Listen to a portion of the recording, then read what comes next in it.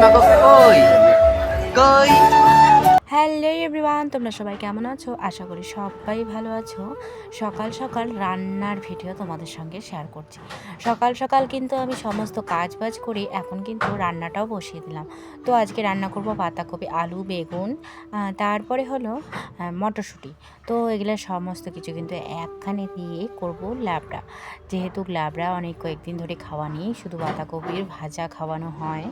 তো যাই হোক, আজকে কিন্তু আমি এটাই পদ্ধতি করছি। তারপরে কালকের যেহেতু মাছ ছিল, মাছের কিন্তু ভাজা করব। তো কালকের মাছ ছিল, আজকে কিন্তু খেয়ে শেষ করতে হবে। কারণ কি বলো তো, কালকে রয়েছে কিন্তু আমাদের নিরামিষ, মানে নির্জলা উপোস থাকতে হবে। তার জন্য কিন্তু আমরা কিছুই তেমন কিছু খাবো না, যে তেলের জিনিসটা খাবো না। রাত থেকে দিন থেকে শুরু করে রাত পর্যন্ত আমরা কিন্তু কিছুই খাবো না। শুধু খাবো রুটি, দই বা দুধ, এগুলাই খাবো। তাছাড়া দুধের জিনিস, তেলের জিনিস কিন্তু একদমই খাবো না। তো যাই হোক, আমি কিন্তু এদিকে আমার তরকারি পাতি সমস্ত কিছু বেছে নিচ্ছি। যেহেতু বেড়াটা আমাদের ভেঙে গেছে, তাই কিন্তু লড়ালড়ি করে।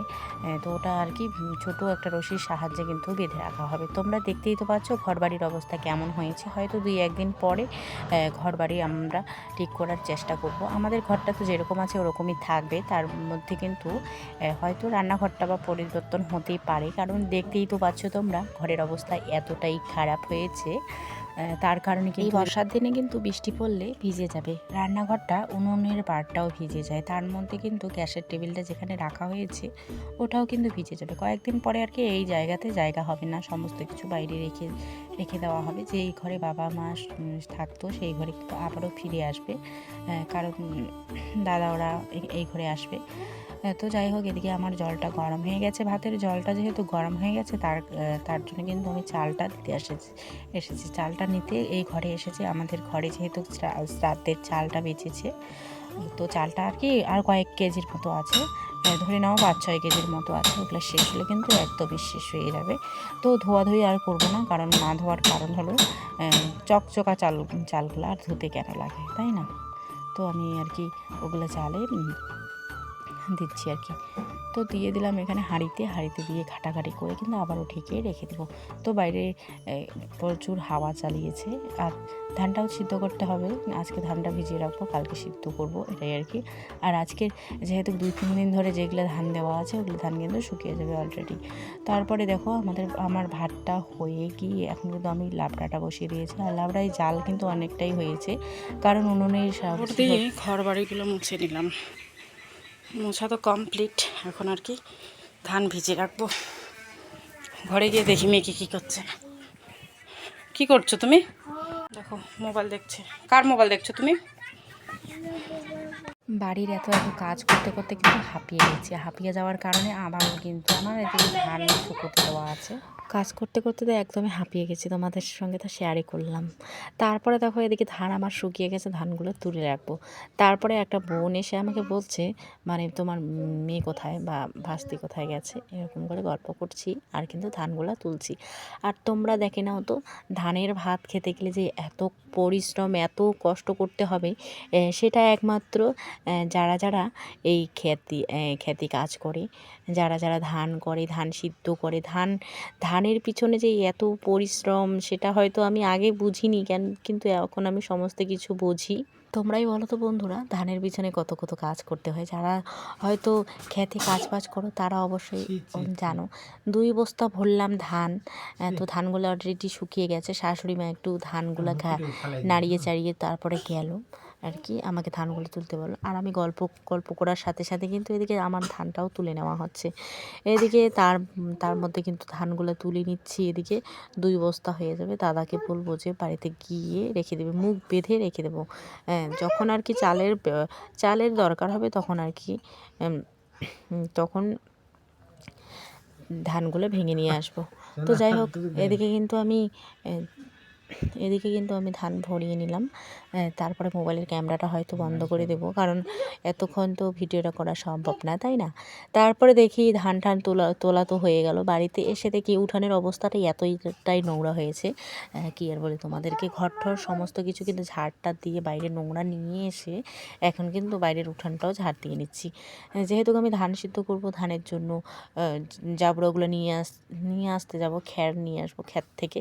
খ্যার জমিয়ে জমিয়ে একখানে রেখে কিন্তু বস্তাতে ভরে নিয়ে আসবো। 2 বস্তায় আর কি 2 হাঁড়ি ধান আর কি সিদ্ধ হয়ে যাবে। এদিকে কিন্তু তাড়াহুড়া করে করছি কাজকর্মগুলো। এদিকে বাইরেটাও ঝাড় দিয়ে দেবো, ছোটো ঝাড়ুর সাহায্যে কিন্তু ঝাড় দিয়ে নেবো। আর মেয়েকে বলছে তুমি ঘরে যেয়ে থাকো, ও চলে যাবে পিসিমণিদের বাড়িতে। তো যাই হোক, এদিকে তো আমার ঝাড় দেওয়া একদমই কমপ্লিট হয়ে গেল। তো পিছনটাও আর কি ঝাড় দিয়ে নেব। আর পিছনটা দেখো তো তোমরা কত নোংরা হয়েছে, সমস্ত নোংরা কিন্তু এই বাড়িতে রেখে দেবো, কারণ এগুলো দিয়েই তো ধান সিদ্ধ করা যাবে, তাই না? বাথরুমের পাশটা তোমরাই দেখো কতটাই নোংরা হয়েছে। বাথরুমের পাশটা চকচক করে ঝাড় দিয়ে নিব। তারপরে দেখো তো আমি তো এদিকে ধান সিদ্ধ করছি, এদিকে মেয়েকে সামলানো, রান্না বান্না করা। সকালবেলা তোমাদের দাদাভাই যেহেতু কাজে যায়, তো সমস্ত কাজ কিন্তু আমাকে একা হাতে করতে হয়, তাই না? আর শাশুড়ি মা তো সারাদিনে গরু ধরেই ব্যস্ত। তো গরুকে জল খাওয়ানো থেকে শুরু করে জল খাওয়ানো, গরুকে নিয়ে যাওয়া, বাইরে নিয়ে গিয়ে রাখা, আর দূরে গিয়ে গরুকে বেঁধে রাখা, সমস্ত কাজ কিন্তু করে। তো সন্ধ্যাবেলা গরু নিয়ে এসেছে বাড়িতে, তো গরু আর কি, গরুটাকেও একটু ভিডিও করে নিলাম। তো যাই হোক, কালকে যেহেতু নিরামিষ বলতে কিছুই তো খাবো না কালকে, তার জন্য কিন্তু থাল বাসনগুলো আজকেই মেজে রাখছি। 2টা কড়াই, থাল, সমস্ত কিছু কিন্তু মেজে রেখে দিচ্ছি। যেহেতু আজকে আমাদের বাড়িতে মাছ খাওয়া হয়েছে, তো হাঁড়ি কড়াই সমস্ত কিছু মেজে ঘষে পরিষ্কার করে রেখে দিই।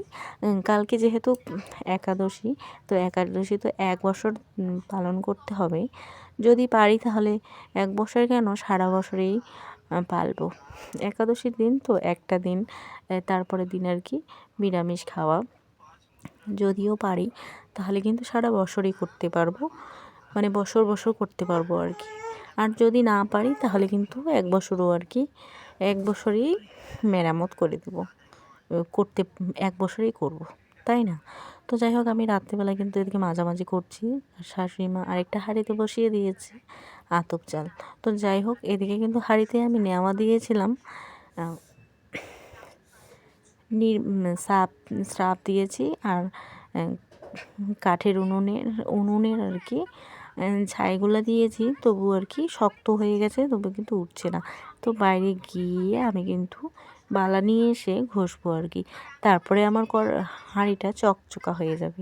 আমরা যেহেতু কাঠের উনুনে রান্না করি, হাঁড়ির অবস্থা তো এরকম হবেই, তাই না বন্ধুরা? তো যাই সারাদিন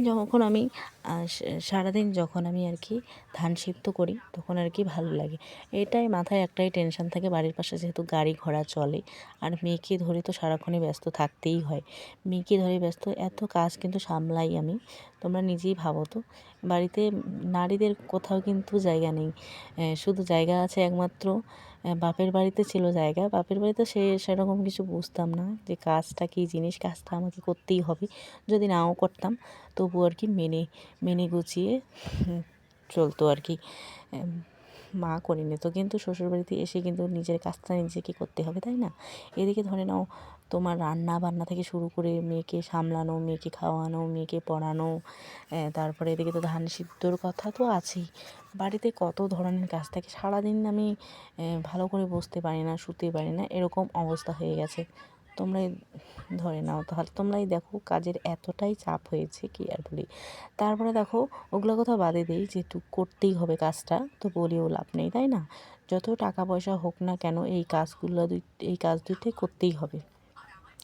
তো যাই হোক, হাঁড়ি কড়াই আমার মাঝামাঝি তো কমপ্লিট হয়ে গেল। এদিকে আমার বড়মশাই কিন্তু বিয়ে বাড়িতেও চলে গেল। বিয়ে বাড়িতে গিয়ে এত ভিড়ভাড় দেখে আমাকে ফোন করে বলছে, এত ভিড় হয়েছে বিয়ে বাড়িতে, খাওয়ার টেবিল পাচ্ছি না, বাড়ি কি চলে যাব এখনই? তো ধৈর্য ধরে আধা ঘন্টা 1 ঘন্টার মতো ছিল, তারপরে কিন্তু খেতে বসার সিট পেয়ে গেছে। তো পাওয়ার স্বার্থে কিন্তু খাওয়া দাওয়াটাও করে নিয়ে চলে এসেছে বাড়িতে। তো যাই হোক, এদিকে কনে বর ফটো উঠছে, এ কিন্তু ভিডিও করছে। আমি যেহেতু বলেছি যে তুমি বিয়ে বাড়িতে যাবে, একটু ভিডিও করে নিয়ে আসবা। তারপরে আমাদের এখানকার চেনা জানাও কিছু লোক গিয়েছিল আর কি বিয়ে বাড়িতে। এটা কিন্তু আমাদের রাজবংশীর বিয়ে না, এটা হলো মানে ওরা হলো এসটি, মানে কী আর বলি, এসটি ওরা। তোমরা হয়তো বুঝতে পারবা। তারপরে এই যে রাঁধুনির সাথে কিন্তু খেতে বসেছে। এটা কিন্তু হলো রাঁধুনি। আমাদের বিয়েতেও এই রাঁধুনি বুড়িটা রান্না করেছিল, মানে বুড়িটা আর কি রান্না করেছিল, দুর্দান্ত রান্না করে। আর ওদের বাড়িতেও রান্না নাকি খুবই সুন্দর হয়েছে খেতে। আর তোমরাই দেখো কত লোক বসেছে খেতে।